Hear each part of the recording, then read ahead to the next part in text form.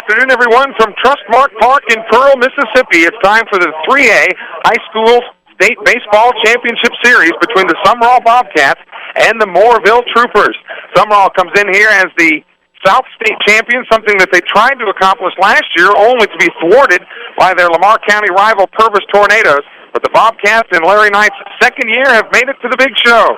They're here in the game one of a best-of-3-game series against the North State champion, Mooreville. Jake Hawkins will lead it off. The Southern Miss signee will play shortstop. He'll be followed by Bryn Whitehead, today's pitcher. Ethan Applewhite will bat third. Applewhite playing second base, followed by Adrian Lee. Today's catcher, he will bat in the cleanup spot. As you hear the Sumrall faithful in the background as the Bobcats get ready to take the field. Jackson Posey, he'll bat fifth. Posey comes in hitting .422. He's the designated hitter today. Jason Wallen, as Billy Porter talked about earlier, he will bat sixth, followed by Joe Bird.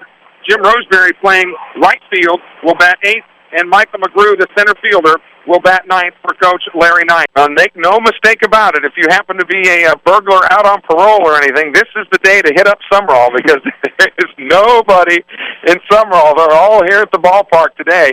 Boy, the Sumrall Bobcat offense has really been lighting it up as of late, particularly catcher Adrian Lee, who has really been seeing the baseball well. It's been come in looking like a beach ball to him as this series goes on. And the starting pitcher today for Sumrall is Bryn Whitehead. The senior comes in with a 6-2 record and a 2.49 earned run average. But you could tell, Billy, as you had a chance to talk to some of the Sumrall kids, they are as nervous can be. 1-0 pitch coming. Fastball, that one is right there at the belt buckle. Strike one, popped him up. Hawkins, and now Applewhite will wave him off as Applewhite hauls it in for the second out of the inning. Toward the gap, but moving over from center field and making the catch is Michael McGrew. That was a great grab, right in the gap. McGrew flying on his way over toward left field and reach up there and makes the snag, and the Mooreville Troopers get nothing across. Jake Hawkins will lead it off. Hawkins hitting .426 with 6 home runs, 38 RBIs. Hawkins, the Southern Miss. Whitehead comes in hitting .413. Swung on, there's a drive deep to right field. That ball's way back, and it is over his head. That's over the right field's head. Applewhite rounding second. He's chugging into third. Laced into right field. This is trouble again. That one's in the corner. Adrian Lee will round first. He's on his way to second. Larry Knight waving him around to third. There will not be a throw to third. The Bobcats lead it 1-0 and back-to-back triples. As Connor Barron comes in now to run for the Bobcats. Jackson Posey at the plate now. Connor Barron, a freshman. Next pitch. That one gets away from the catcher. Here comes Connor Barron. He will come in to score, and the Bobcats lead it 2-0. The third baseman hitting a torrid .438. 2 home runs, 34 RBIs. That one gets away from the catcher again. And down to second base on the play will go Jackson Posey, so he's in scoring position. So Llewellyn is retired, but the Bobcats come up with 2. At the end of 1 at Trustmark Park in game 1 of the best-of-3. You follow all those numbers. Sumrall 2, Mooreville nothing. Sumrall leads it 2-1. We're in the top of the second inning, but the Troopers have the tying man at third base. The shot toward left field. But right there to make the catch, moving to his right. And in position is Joe Bird for the Bobcats. And so some damage done, but not as bad as it could have been. And Bird, who ended the defensive threat for Mooreville, making that catch in the top of the second, takes ball 1.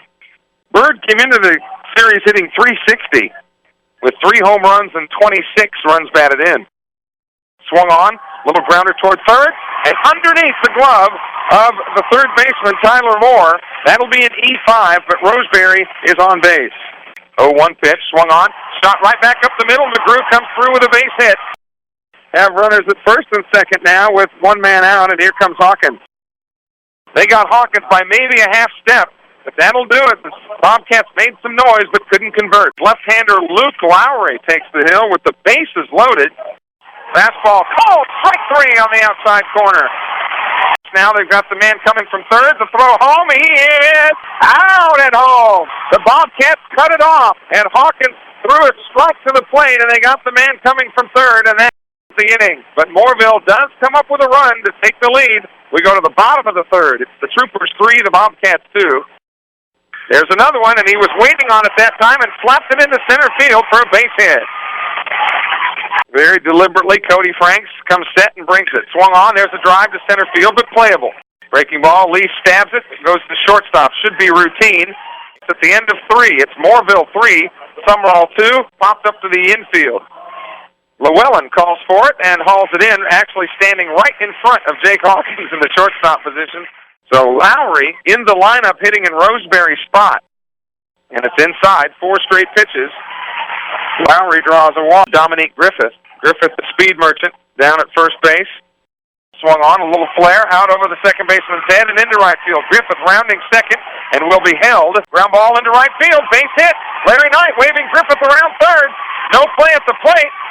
He'll score. We have a tie game, and a bad throw from right field goes into the bleachers.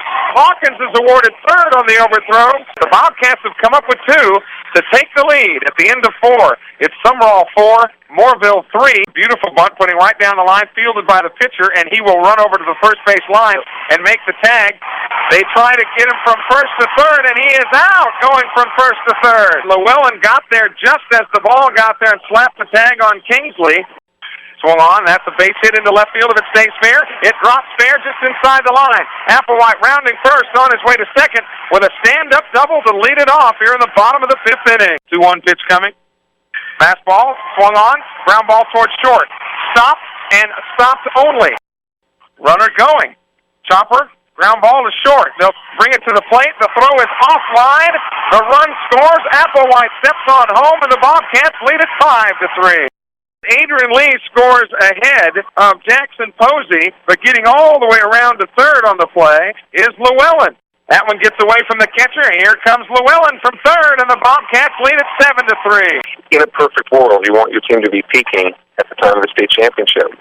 Where is your team in that regard? No doubt offensively we have. We've put up some big numbers in the playoffs. Our batting average it's just really stored. Our run production, we've been in double digits basically each game for the past 4 ball games.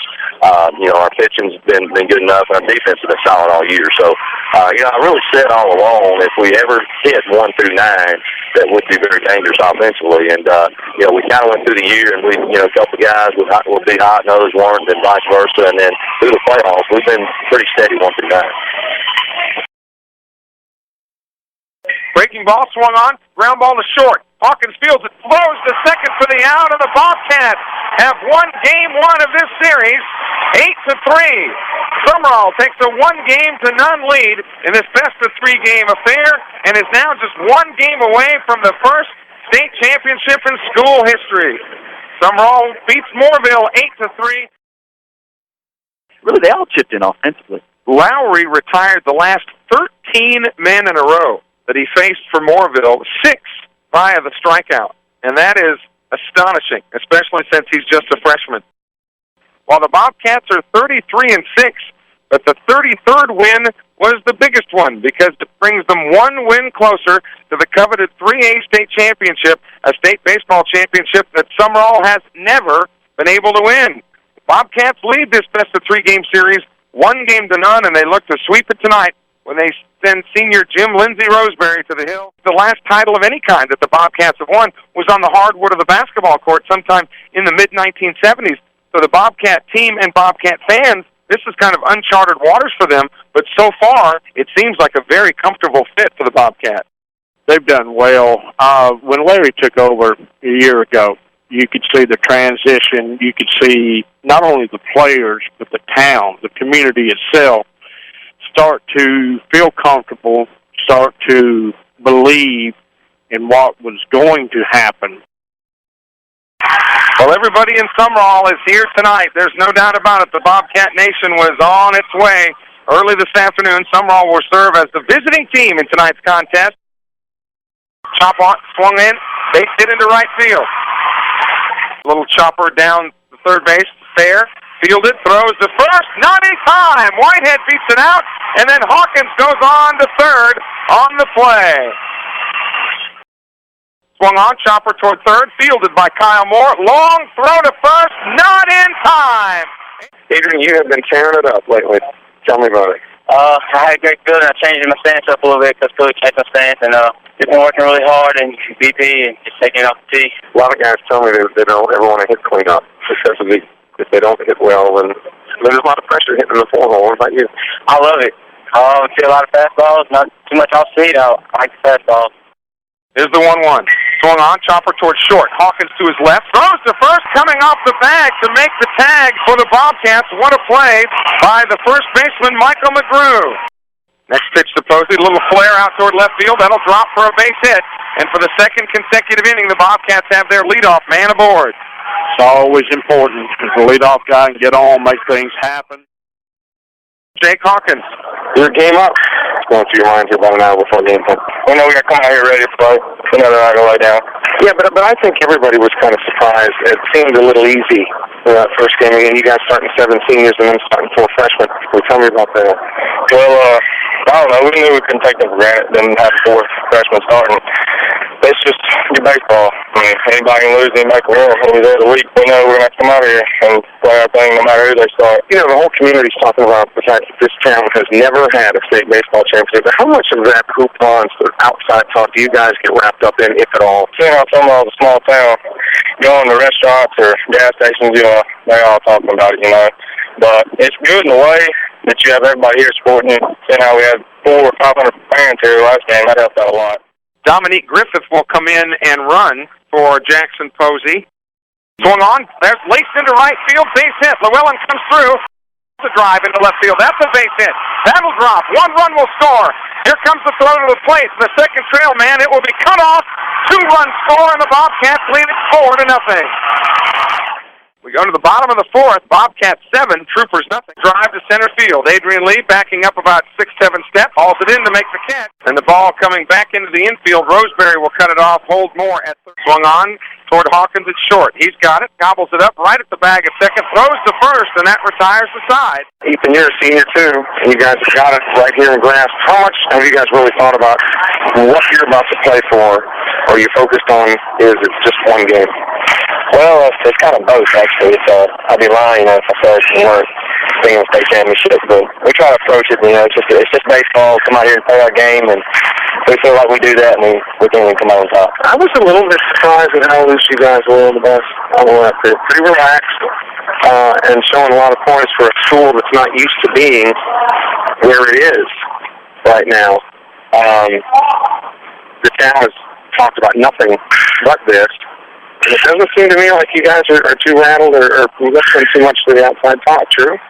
In a way, yes, sir. I mean, we just try to remember it's just baseball, and we know what we have ahead of us, and we just try to approach it to just come out here and just play our game, We've seen a lot of guys, we've heard about a lot of guys come out here and, take a chance and they don't play well, and that's not something we want to do. We just want to come out here and just have fun and enjoy the moment. As the Summerall crowd, which far outnumbers the Mooreville crowd here tonight, beginning to smell this one a little bit. Roseberry has only given up 2 hits as we go to the 7th inning. 1-1 pitch swung on, ground ball to Ethan Applewhite at second. For one, they will not get the play at first, as a good slide took Hawkins out of the play. Swung on, ground ball to third. Llewellyn's got it, throws to first. Summerall is the 3A state champion. The Bobcats have won it. They didn't just win it, Robert Worrell. They convincingly Dominated. They dominated every phase of the game, pitching, hitting, running. In just his second year at the helm at Summerall High School, Larry Knight and the Bobcats have claimed state gold. They're the best team in the state in the 3A classification. And you know what? They competed very well against 4A and 5A schools, too, including beating a couple of 5A powerhouses in Petal and Harrison Central. But the whole goal was to come to Jackson and win it. And claiming their trophy, Summerall has done it. The 3A state high school baseball champions convincingly with a 12-1 throttling at the hands of Mooreville. There wasn't a whole lot more that some... When you win the first one for your school, nobody can take that away from you. Nobody. Again, I'm just very excited for Larry, for his coaching staff, his players, but I'm happy, very happy for the Summerall people. It's just a special feeling. They're very convincing, very convincing. Summerall has won it 12-1 rather, and although it might be the first state baseball championship for the Summerall Bobcats, make no mistake, it won't be the last. Thanks, too, to the Summerall folks for letting me be part of their state championship run. The Bobcats are the best there is. We are the champions, my friends, and we'll keep on fighting till the end. We are the champions, we are the champions, no time for losers, 'cause we are the champions of the world, the champions, my friends, and we'll keep on fighting till the end. Oh, we are the champions, we are the champions, no time for losers, 'cause we are the champions.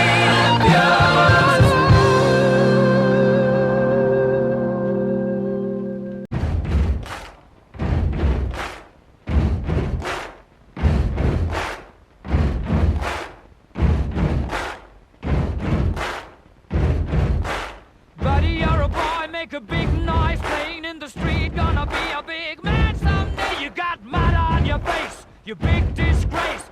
Kicking your can all over the place. Singing, we will rock you.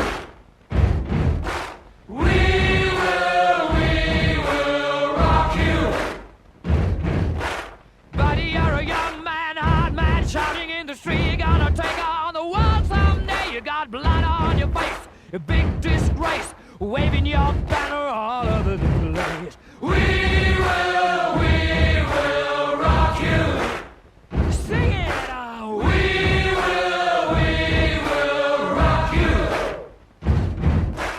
Buddy, you're an old man, poor man, pleading with your eyes, gonna make you zombie someday. You got mud on your face, big disgrace. Somebody better put your bag into your place. We will